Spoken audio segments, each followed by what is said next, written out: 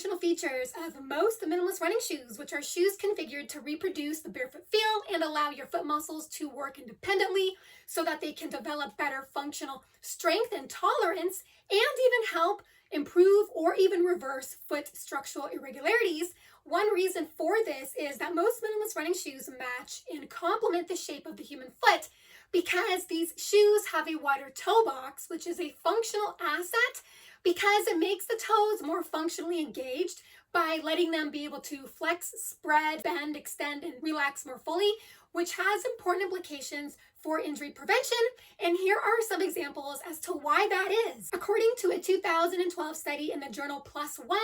which is linked down below this video in the description box, when the toes can spread out during the loading phases of both walking and running, they help spread impact pressure across a larger area of the foot so that impact can be absorbed without creating any dangerous overpressure points on the foot.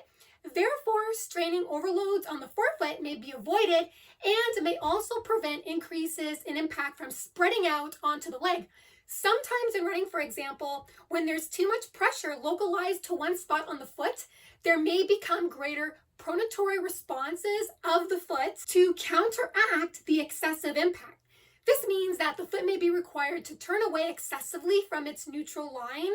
This can lead to misalignment of the foot and the leg, which may increase traction, bending strain, and rotational stress on the leg, even the knee. Not to mention, the muscles and the ligaments of the lower leg may now need to work harder to try and stabilize the foot. So from this, it's easy to see how excessive impact that the foot can't absorb may put additional mechanical loads across the leg, and running in very narrow running shoes where the toes are tightly squished together and even overlapping may overload the foot and eventually the leg because the toes can't spread and flex. It can't expand the forefoot loading area. Another functional asset of toe splay was that the same study found that increased toe splay, especially during running, improved both static and dynamic balance control significantly, which is an important component of running more safely. Conversely, another problem with narrow running shoes is because the toes are squished together,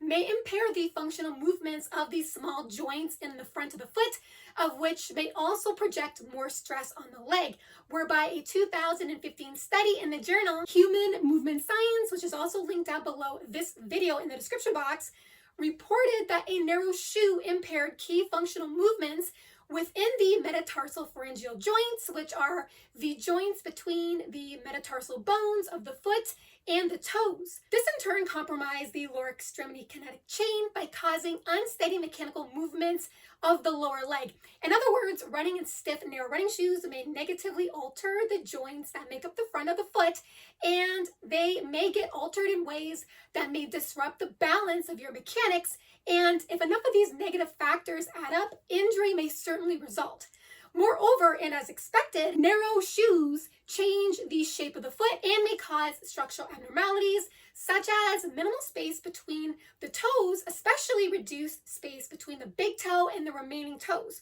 The problem of reduced space between the big toe and the remaining toes is that it may reduce balance stability, of which a 2019 study in the journal Orthopedic Research found that habitual barefoot runners who landed with a forefoot strike, not a heel strike landing pattern, had a larger separation distance between the big toe and the other toes. They also had better plantar, which means the sole of the foot, loading distribution, and better directional stability, as well as better weight shifting. What all this means is that a larger separation distance between the big toe and the other toes, and therefore better overall toe splay, provides more surface for plantar pressure to spread on and may make the foot more effective at preventing impact from being amplified. And from this, there may actually be less compensatory mechanical effort needed since there may be less impact over exposure to be absorbed. In other words, the body may need to try less to correct itself when the feet are fully engaged the way they are designed to be. Ultimately, there is not a lot of supplied convincing evidence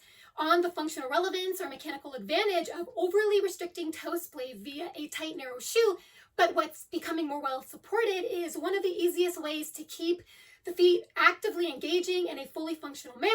to have better stabilizing effects on balance and to prevent altered joint mechanics and structural abnormalities of the foot is to wear a shoe with a more ergonomic design, like a minimalist shoe, of which can certainly prepare and condition the feet to take on more miles and more activity in general. Hope you've enjoyed this video. If you did, feel free to hit the thumbs up button as well as the subscribe button if you haven't already, where you will stay more informed on the benefits of barefooting and minimalist walking and running, as well as more informed on heel strike running versus forefoot strike running. Thank you so much for listening and watching. Have fun out there on the roads and trails. Bye for now.